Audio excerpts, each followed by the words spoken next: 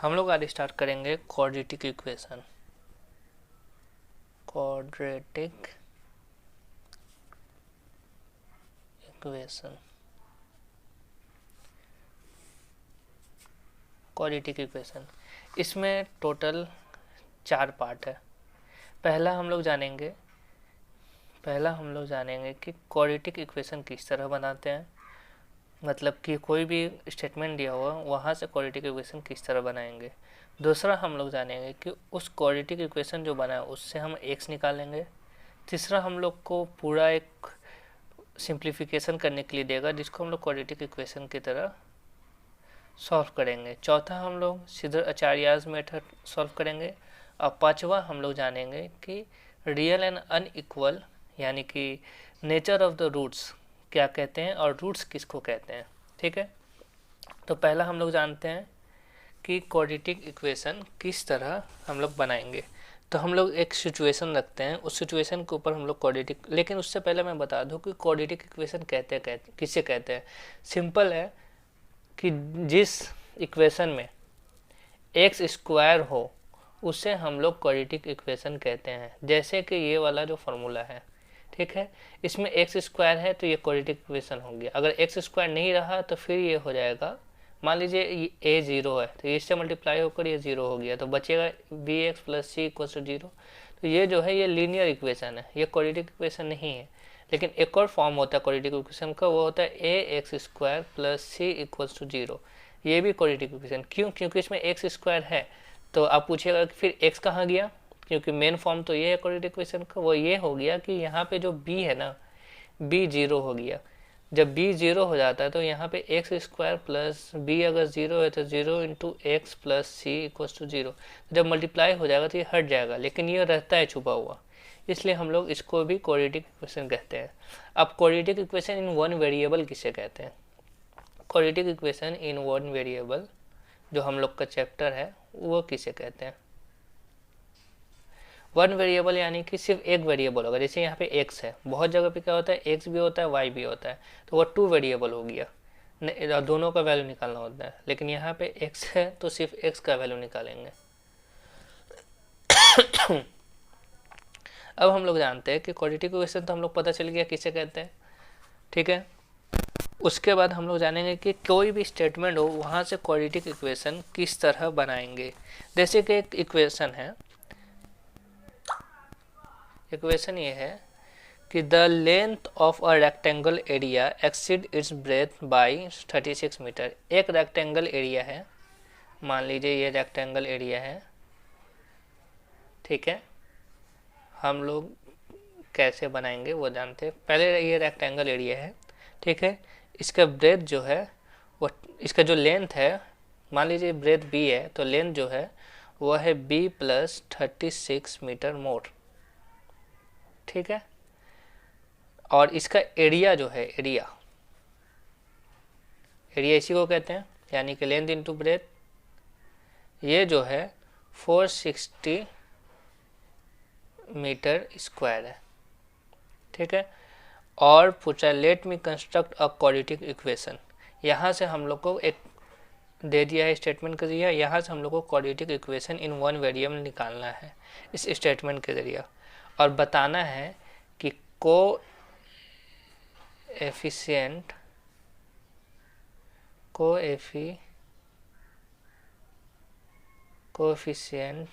Of x square, x the power 1 और x not का, यानी कि एक्स दी पावर 0 का कोएफिशिएंट क्या होगा। तो पहले हम लोग को ये दिया है कि ये ब्रेथ है, ये ब्रेथ से 36 मीटर ज़्यादा है और ये एरिया है। तो हम लोग को पहले हम लोग को दिमाग लगाना है, फिर देखना है कि किस तरह हम लोग इक्वल्स टू 0 या इक्वल्स टू समथिंग ला सकते हैं, ठीक है। जैसे कि यहाँ पे है ब्रेथ, तो हम लोग ले लेंगे लेट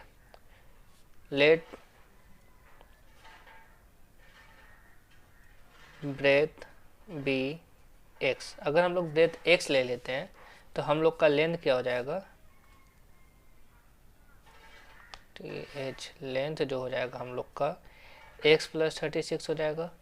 हम लोग को पता है देयरफॉर एरिया ऑफ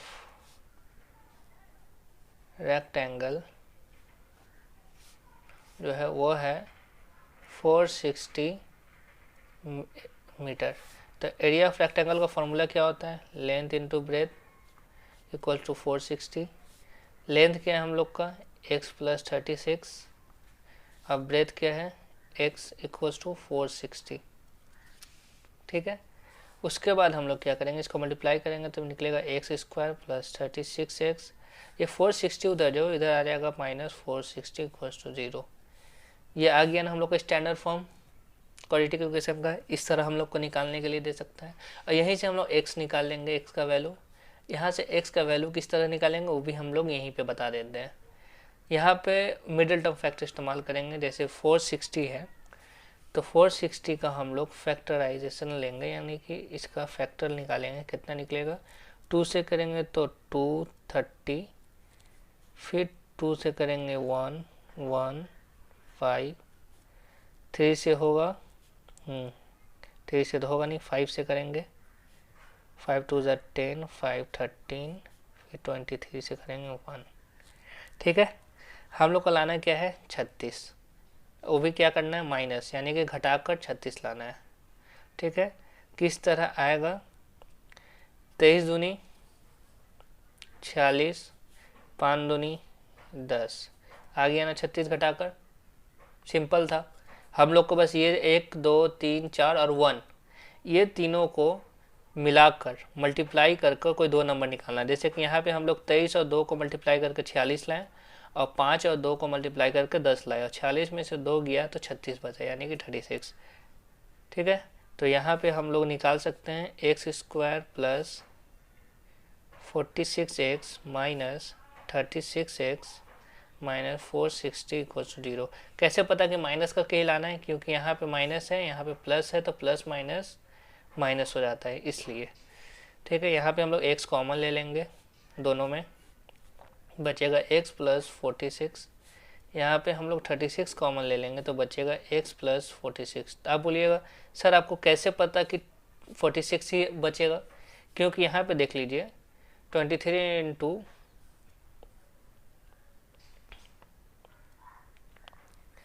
36 है ना। आप अगर चेक करें तो सॉरी यहाँ पे 10 होगा ना, वही तो। यहाँ पे अगर 10 निकालते हैं 46 में से तो x प्लस 46 रहेगा। ये तो इजी था कि क्योंकि 10 निकल गया। लेकिन अगर हम लोग यहाँ से देखें तो 5 2 ज़ा 10, यहाँ से हम लोग 10 हटा दें फिर भी तो हम लोग के पास 46 ही बचता है। तो इस तरह भी हम लोग दिमाग लगा सकते हैं। उसके बाद जो है x प्लस 46 कॉमन हुआ, यहाँ पे x माइनस 30 बचा इक्वल टू 0। यहाँ पे हम लोग का x का वैल्यू 2 ठो आया, एक आया माइनस 46 और दूसरा आया 30। यहाँ पे माइनस है तो ये उस तरफ चला जाएगा इक्वल टू के, तो x इक्वल टू 30 हो गया, यहाँ पे x इक्वल टू माइनस 46 और। ठीक है, इतना समझ में आया।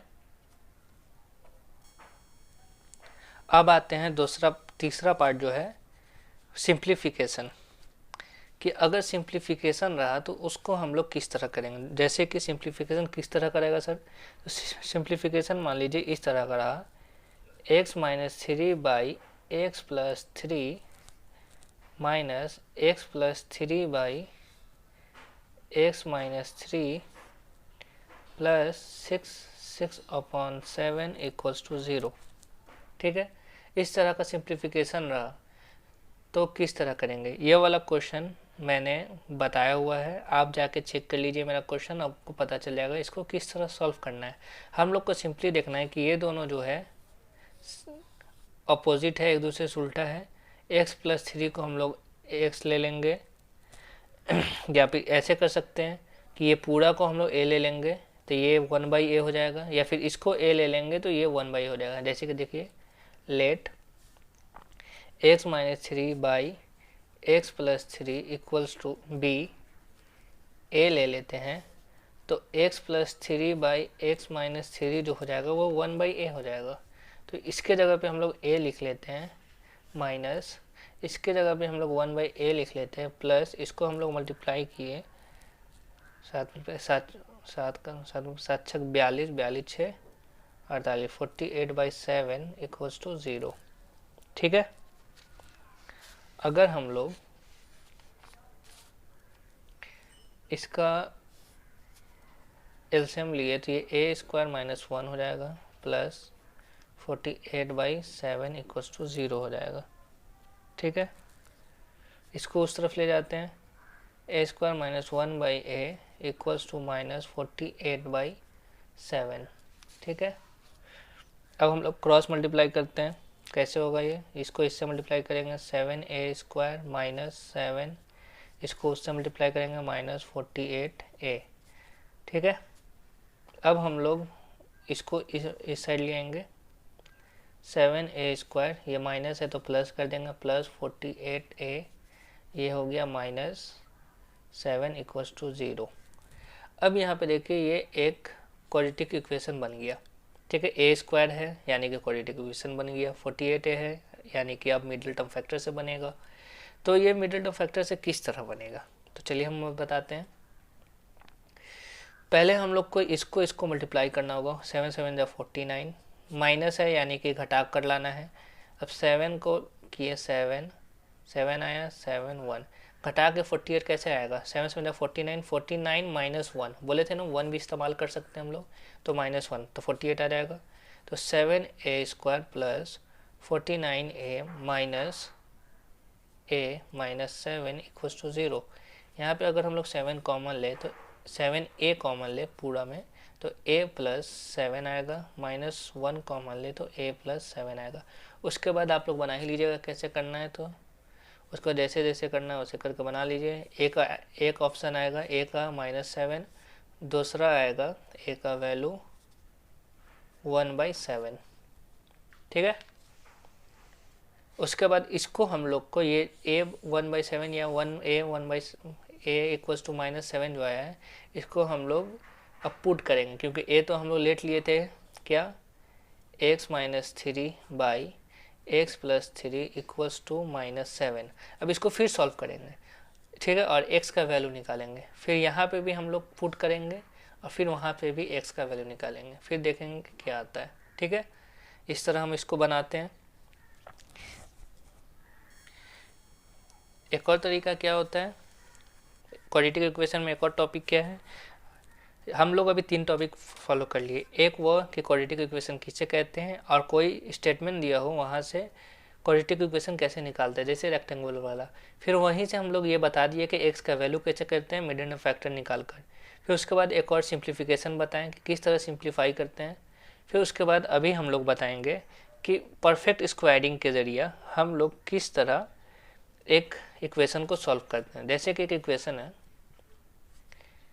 3x² plus x minus 10 equals to 0। ये शॉर्ट आंसर टाइप में काम आएगा, फिर इसलिए मैं बता दे रहा हूँ लॉन्ग आंसर टाइप में ये काम नहीं आता है, क्योंकि इसका काम सीधा आचार्यस मेथड से हम लोग बना देते हैं, इसलिए इसको हम लोग इस्तेमाल नहीं करते। फिर भी शॉर्ट आंसर में हम लोग परफेक्ट स्क्वायरिंग का समझ लेते हैं। यहाँ पे देखिए 3x² है प्लस x माइनस 10, ठीक, इक्वल्स टू 0 है। ठीक है, हम लोग इसको यहाँ पे x² को नॉर्मल x² में लाएंगे, इसके 3 नहीं है। या 2 तरीका है, एक तो ये है कि इसको x² में ला दें, क्योंकि ये परफेक्ट स्क्वायर है ना, 3 तो परफेक्ट स्क्वायर नहीं है। अगर ये 9 रहता तो परफेक्ट स्क्वायर होता। या दूसरा ये करते कि यहाँ से 3 हटा देंगे। तो पहला चीज़ ये है कि हम लोग 3 मल्टीप्लाई करके 9x² करें, दूसरा 3 हटाकर इसको x² बना दें। तो हम लोग सिंपल मल्टीप्लाई करके करें या डिवाइड करें, तो हम लोग डिवाइड करके ट्राई करते हैं, क्योंकि मल्टीप्लाई तो इजी है, डिवाइड थोड़ा हार्ड हो जाता है, तो हार्ड वाला ट्राई करें कि कॉन्सेप्ट क्लियर हो। तो हम लोग डिवाइडिंग बोथ साइड बाय 3।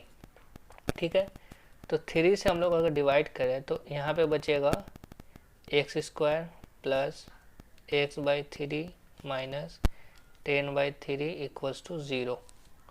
ठीक है, क्यों 0/3 0 हो जाता है, यहाँ पे 3x² था तो बाई 3 किए तो 3 कट गया, तो सिर्फ x² बचा। अब ये हो गया हम लोग का परफेक्ट स्क्वायर। हम लोग परफेक्ट स्क्वायर कब बनता है, a प्लस बी का whole square it's a perfect square, है ना। तो हम लोग को यही फार्मूला निकाला, इसका फार्मूला क्या है, a² plus 2ab plus b²। हम लोग को a² मिल चुका है। ठीक है, ये हो गया x² ठीक है, प्लस 2, ए क्या है, एक्स है ये वाला, ठीक है। बी क्या होगा, बी वो होगा जो अभी हम लोग यहाँ पे प्रोडक्ट करके लाएंगे। कैसे, 1/3 तो हम लोग के पास है, लेकिन ये 2 एक्स्ट्रा है, इसको हटाने के लिए क्या करेंगे, 1/2 करेंगे इंटू 1/3, ठीक है। ये पूरा जो है हम लोग का 1/2 इंटू 1/3 यानी कि 1/3 दूनी 6, 1/6 जो है हम लोग का बी है। तो उसी तरह हम लोग का प्लस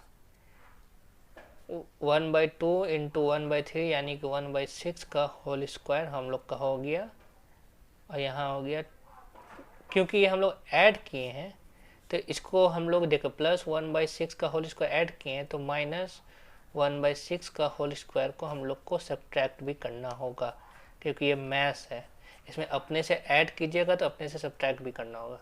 फिर से हम समझा दे रहे हैं ये वाला लाइन, यहाँ पे एक्स स्क्वायर है plus x/3 minus 10/3 equal to 0, ये हम लोग का आया है डिवाइड करके, क्योंकि मुझे पहला वाला को परफेक्ट स्क्वायर में लाना था। परफेक्ट स्क्वायर का मतलब ये हुआ कि वो स्क्वायर में हो, परफेक्ट वाला स्क्वायर में हो। जैसे कि यहाँ पे 9 हो सकता था, यहाँ पे 4 हो सकता था, यहाँ पे 16 हो सकता था इसके बगल में, तो भी चलता, लेकिन हम लोग हटा दिए क्योंकि ये ईजी बन जाए। एक्स स्क्वायर आ गया, हम क्या बोले कि a² plus 2ab plus b square के फॉर्म में हम लोग को लाना है। तो पहले हम लोग का a स्क्वायर में आ गया प्लस 2 इंटू ए, क्योंकि यही वाला को हम लोग सॉल्व करेंगे।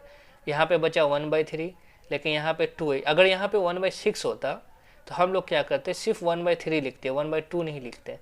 क्यों, क्योंकि यहाँ पे जो 2 मल्टीप्लाई किए, नहीं फिर भी लिखना पड़ता, सॉरी, x/3 है तो 2 इंटू एक्स हुआ इंटू 1/2 हुआ इंटू 1/3 हुआ। 1/2 क्यों किए, क्योंकि 2 मल्टीप्लाई किए तो डिवाइड भी करना होगा, ठीक है। जो हम लोग करेंगे उसको हम लोग हटा भी देंगे, नहीं तो फिर मैथ्स का रूल फॉलो नहीं होगा। फिर किए प्लस, यहाँ पे 1/6 आया था ना हम लोग का b, तो यहाँ पे लिख दिया 1/6 का होल स्क्वायर। यहाँ पे तक हम लोग का परफेक्ट स्क्वायर बन चुका है। अब ये एक्स्ट्रा क्यों है, क्योंकि यहाँ पे हम लोग ऐड किए हैं तो उसको सब्ट्रैक्ट भी करना होगा, ठीक है। तो 1/6 का होल स्क्वायर, ये तो पहले से हम लोग के क्वेश्चन में था ही। तो हम लोग इसका जो आएगा ये क्या आएगा, x प्लस 1/6 का whole square minus 1/36 minus 10/3 equal to 0, ठीक है। ये पूरा को राइट हैंड साइड में ले जाएंगे, आएगा x प्लस 1/6 का whole square equals to 1/36 plus 10/3, ठीक है। फिर उसके बाद हम लोग क्या करेंगे, इसको इसी तरह रहने देंगे, ठीक है। ये हैगा 36 1 प्लस 3 से करेंगे तो 12 यानी कि 120, ठीक है। फिर यहाँ पे आएगा x प्लस 1/6 का होल स्क्वायर, यहाँ पे होगा 121/36। फिर ये x स्क्वायर उस तरफ चला जाएगा तो x plus 1/6 plus minus root under 121/36। क्यों, क्योंकि ये एक्स स्क्वायर उस तरफ जाता है तो स्क्वायर रूट हो जाता है। जैसे कि यहाँ पे डिवाइड उधर में मल्टीप्लाई हो जाता है, यहाँ पे प्लस उधर में माइनस होता है, इधर में स्क्वायर उधर में स्क्वायर रूट हो जाता है, ठीक है। तो x plus 1/6 equals to plus minus 11/6, 121 11 का होता है और 36 6 का होता है, तो हो गया। अब यहाँ पे आइदर और आ जाएगा, either x plus 1/6 equals to plus 11/6 और x plus 1/6 equals to minus 11/6, ठीक है। अब यहाँ से हम लोग x और यहाँ से एक x का वैल्यू निकलेगा, यहाँ से एक x का वैल्यू निकलेगा, उसके बाद हम लोग का बन जाएगा। जैसे कि यहाँ से x का वैल्यू निकलेगा 11/6 माइनस 1/6, इसको हम लोग घटा दें तो 10/6 आएगा, ठीक है। यहाँ पे है माइनस 11/6 माइनस 1/6, ये तो जुड़ेगा तो यहाँ पे आ जाएगा माइनस 12/6 यानी कि -2, ठीक है। इस तरह से हम लोग को बनना है। यहाँ पे भी हम लोग काट देते हैं तो यहाँ पे आएगा 5/3, 2 से कटा है तो, ठीक है। ये हम लोग सीख गए कि परफेक्ट स्क्वायरिंग क्या होता है। अब हम लोग जानेंगे परफेक्ट स्क्वायरिंग के बाद सबसे इम्पॉर्टेंट जो इस चैप्टर का है वह है सिद्ध आचार्यस मेथड, उसके बाद roots, nature of the roots या रूट्स किसे कहते हैं। तो पहले हम लोग सिद्ध आचार्यस मेथड जान लेते हैं। तो सिद्ध आचार्यस मेथड को एलोब्रेट करके नहीं दिखाएंगे, वो हम पहले से भी बहुत सारा वीडियो में दिखा चुके हैं। तो बस यहाँ पे फार्मूला लिखते हैं सीधाचार्याज मेथड का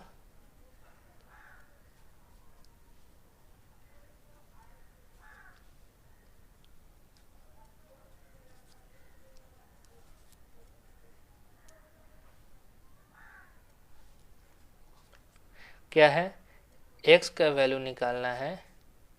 अगर फॉर्मूला रहा मतलब a x square plus b x plus c equals to 0, ये अगर क्वाड्रेटिक का फॉर्मूला है तो x का वैल्यू निकालने के लिए हम लोग को करना होगा minus b plus minus root under b square minus 4ac by 2a।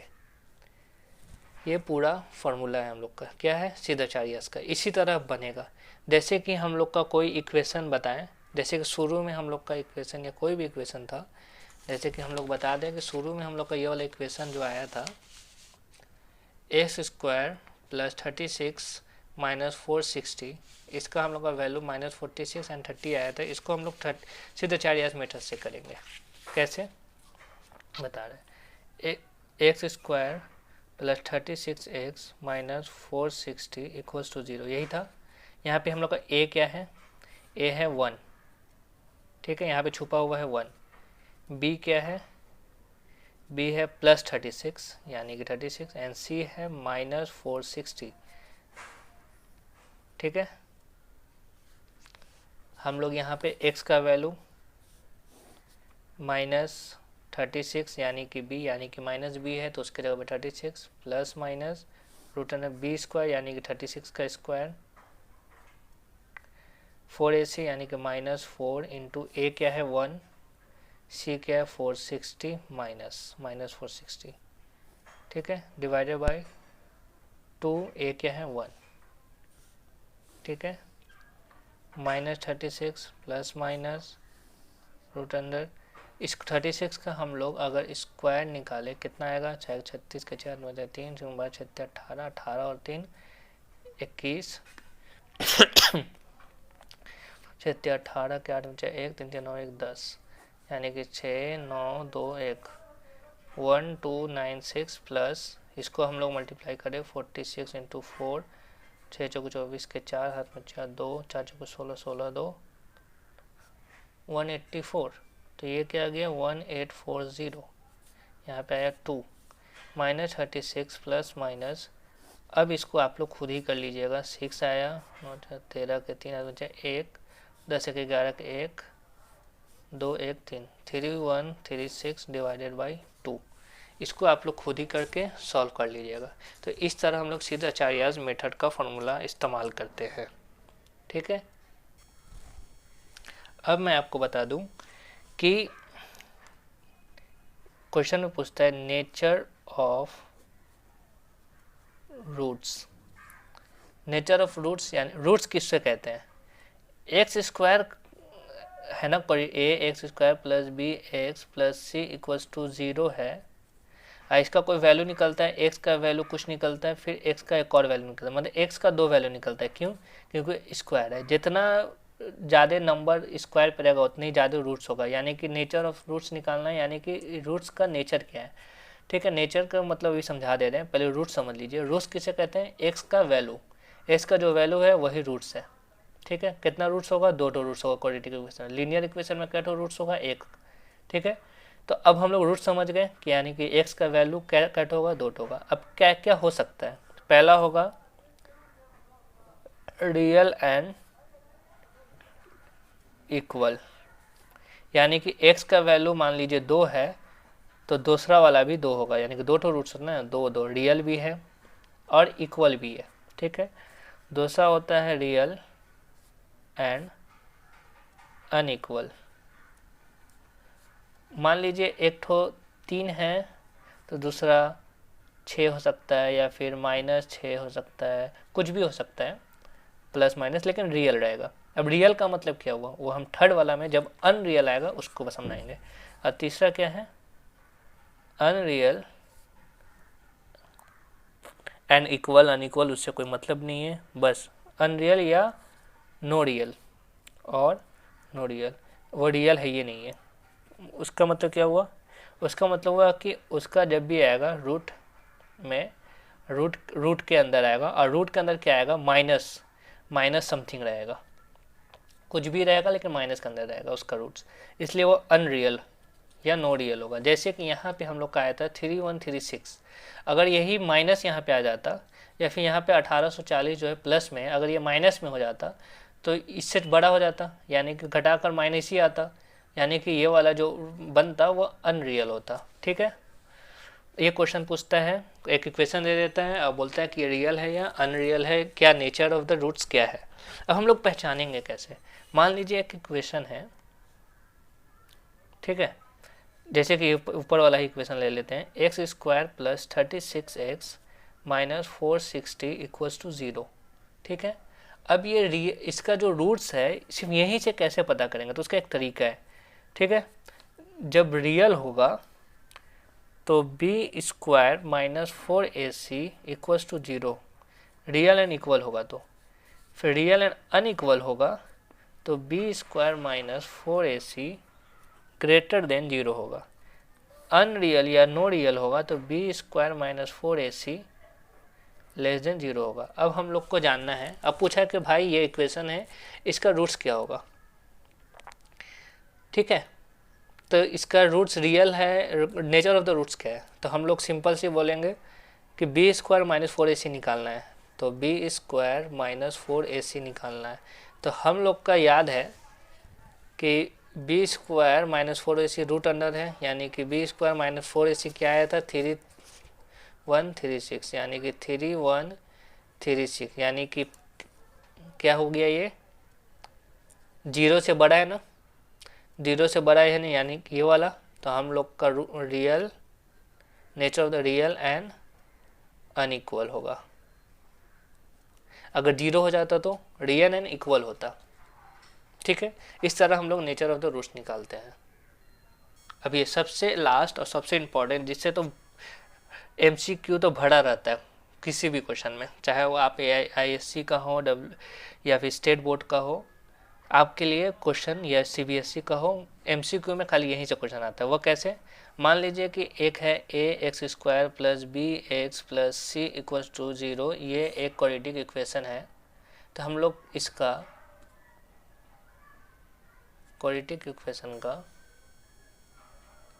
किस तरह पहचानेंगे और किस तरह इसका इक्वेशन निकालें, मतलब किस तरह इसका रूट्स निकालेंगे, एक रूट्स दिया हुआ है तो दूसरा कैसे निकालेंगे। तो इसका एक फॉर्मूला है, हम बता दे रहे हैं कि let alpha and beta be the roots of equation.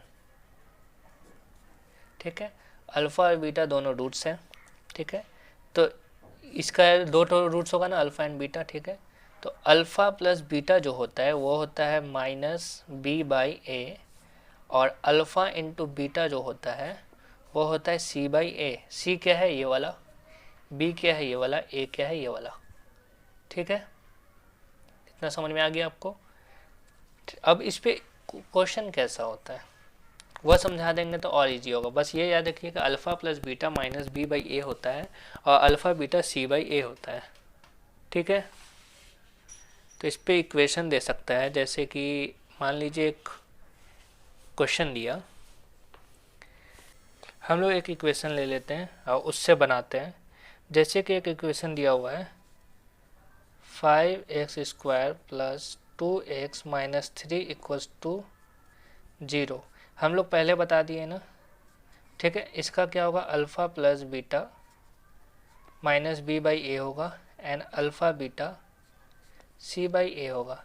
तो हम लोग का अल्फ़ा प्लस बीटा क्या आएगा, माइनस बी बाई ए यानी कि माइनस 2/5, और सी बाई ए यानी कि माइनस 3/5। बहुत इजी था निकालना। ठीक है, अब क्वेश्चन क्या दिया, ये तो दे दिया इक्वेशन, हम लोग निकाल लिए। क्वेश्चन दे दिया है हम लोग को कि alpha square plus beta square क्या होगा। ठीक है, तो सिंपल है, इसका फॉर्मूला क्या होता है, अल्फ़ा प्लस बीटा का whole square minus 2 alpha beta. Alpha plus beta का वैल्यू क्या है, माइनस 2/5 माइनस 2 इंटू माइनस 3/5। अब यार इसको सॉल्व करके हम लोग निकाल लेंगे। आंसर।